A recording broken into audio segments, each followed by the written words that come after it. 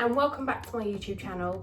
Today's video is going to be on my fitness journey before Love Island, during Love Island and post Love Island life.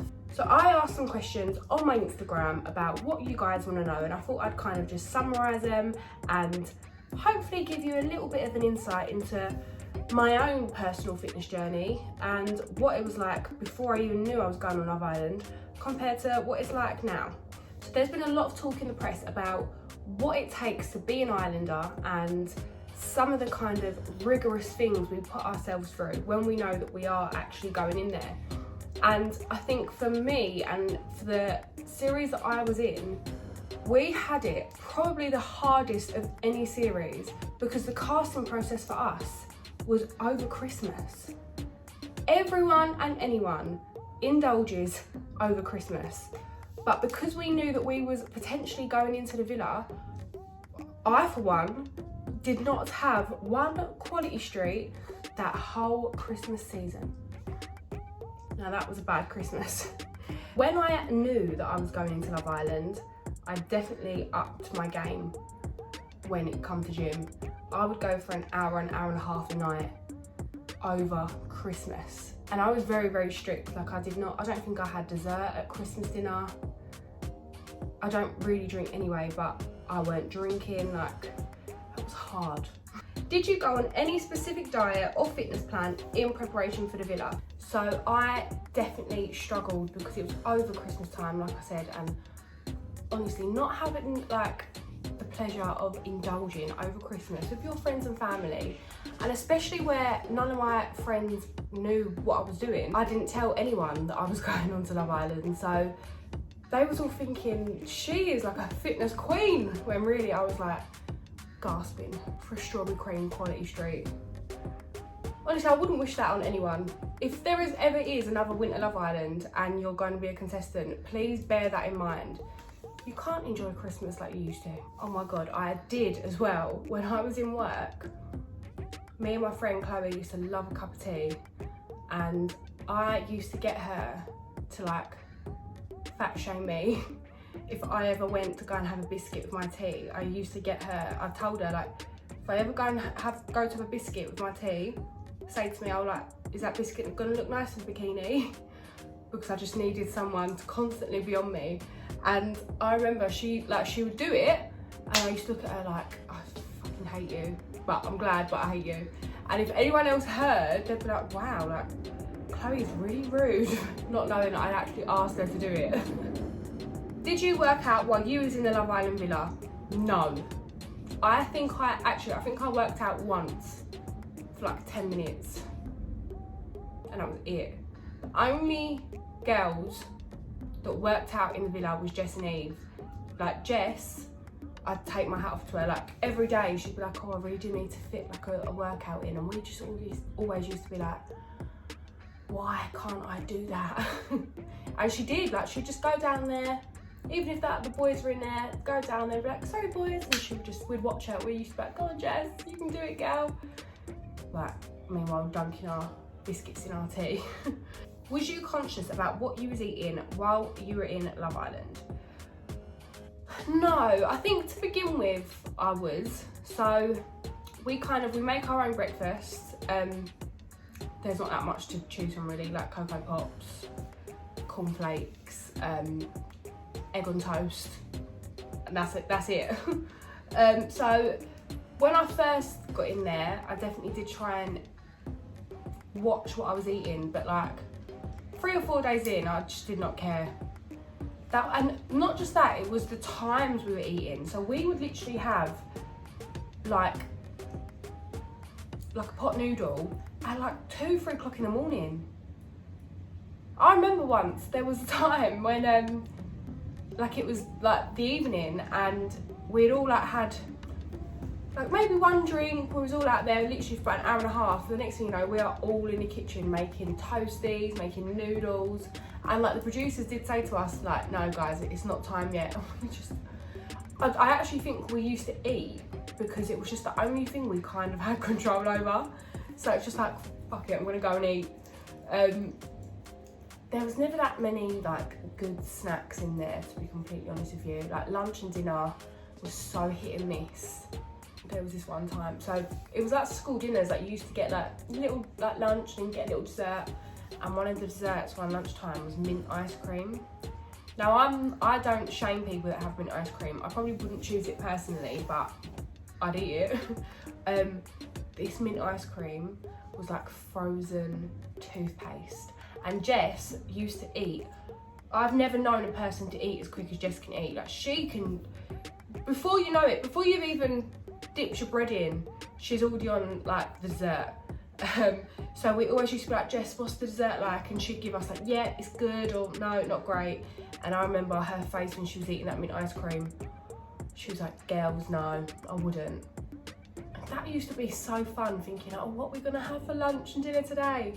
And then even when we had like our little takeaway nights, which were like, I think I had 2 or 3, maybe 3. It was always just like takeaways. Like we had McDonald's once, we had pizza. But I've heard from other islanders, like the ones that have done the summer ones, they used to get takeaways like every other night, like all the time. We never.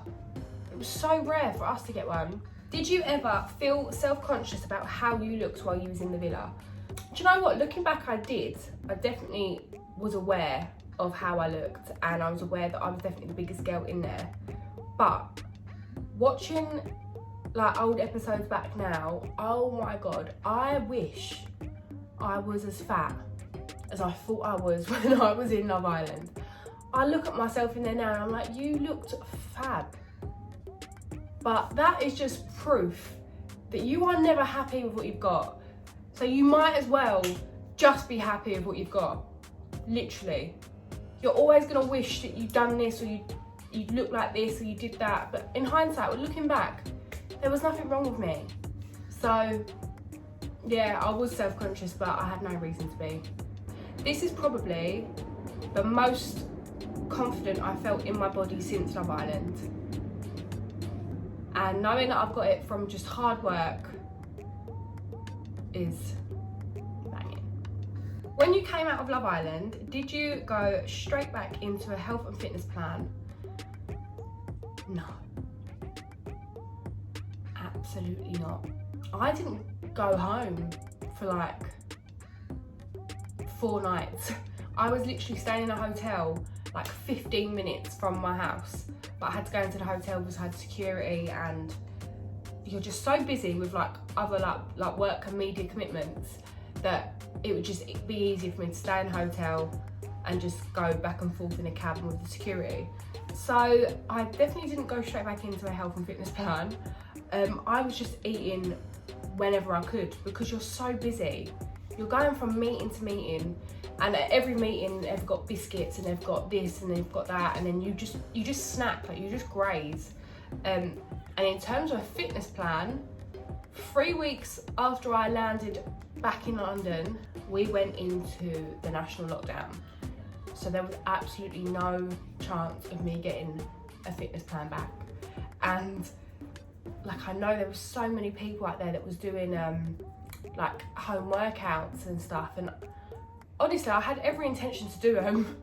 Every day I used to be like, do you know what, I'm going to do it now. And I remember thinking like, oh my God, we're going into a lockdown, which means whatever weight I've put on in the villa I can just quickly lose in lockdown and no one will know any different. That was a great thought, but that's all it was, a thought. It just did not happen.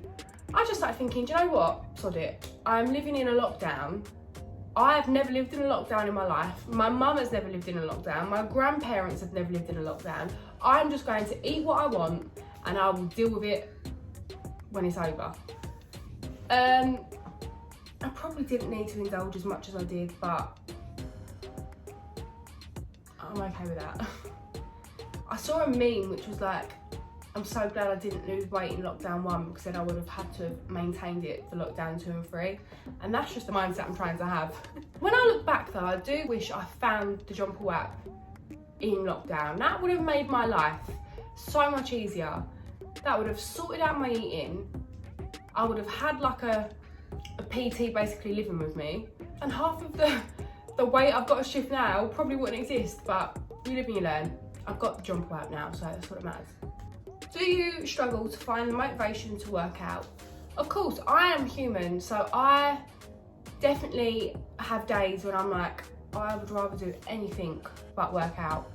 But they tend to be the workouts that I enjoy the most, because once it's over, I'm like, I am so glad that I've just worked out. So I definitely do have my days where I'm struggling with motivation, but I always make sure that I get it done. Like, I am the queen of excuses, but I never make an excuse to miss a workout, ever. Oh, this is a good question. Has trolling made you go on any crazy diets? So no, I have never ever read a comment from a troll or read something negative and instantly wanted to just go on a crazy diet to try and please a troll. Like, you're never going to please a troll, for one. And I am my own biggest critic. So there isn't anything a troll could say to me that is going to be any harder on me than I am on myself already.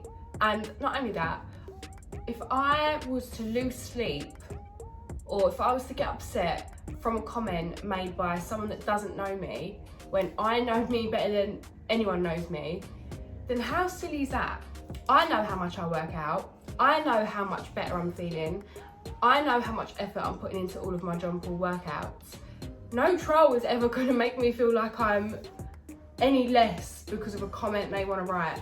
But they probably don't even believe themselves, they just want to make me feel rubbish. So thankfully, trolling hasn't made me go on any crazy diets, but I can definitely understand how it can if you might be feeling a little bit sensitive or a little bit vulnerable. Read something and it could really, really affect you. So trolls are just such a waste of oxygen, such a waste of like Wi-Fi. How does your fitness plan differ now to the one that you followed pre-Love Island? So pre-Love Island, I used to go to the gym 4 to 5 times a week, and I could literally tell you my workout now. So I would do 20 to 25 minutes on the treadmill, very fast at a high incline. I would do a few sets on the lat pull down machine because it used to make my back look really good. And then I used to do a quick circuit on the mats. So I used to use like free weights and stuff. And that would literally be it every single day. So although I knew exactly what I was doing, it's quite boring. That's why I really love the Jonple workout, because I do something new almost every workout, and by the time I get around to doing one again, I've forgotten what I was doing and it feels completely new. So it's definitely changed, but I prefer the one that I'm doing now because I just enjoy it more. I feel like I get more out of my workouts now than I did before. And I've actually not stepped foot in a gym since 2019, since before Love Island. So I don't think I'm going to be going back anytime soon. Do you believe in moderation, or are you super strict on not having certain things? So there are 2 things that I'm pretty strict on not having. One of them is very easy for me, which is alcohol. I don't really drink, ever. The last time I was drunk actually was January. What are we now? June. Last time I had like just a drink was, I had some new Gordon's gin.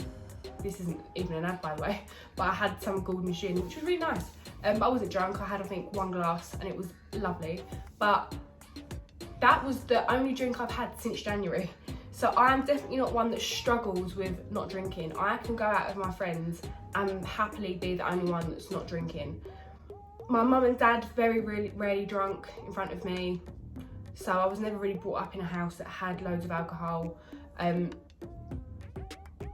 it's really, really bad for my lipedema. Like, I could literally just have 1 drink and the next day my legs would be so sore, so inflamed. Even though I don't struggle with not drinking, I definitely try to avoid it at all costs just because it's not worth it for my legs.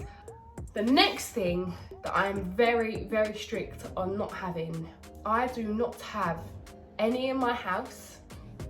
I will never go down the aisle in the shops. I just can't be around them. And it is biscuits. Biscuits will forever be my downfall. And even on days when I'm having like a cheat meal, or if I'm like on a Sunday, if I feel like, oh, do you know what, I'm just gonna eat whatever I want today, I will never go for a biscuit because I will just think about them for the rest of the week.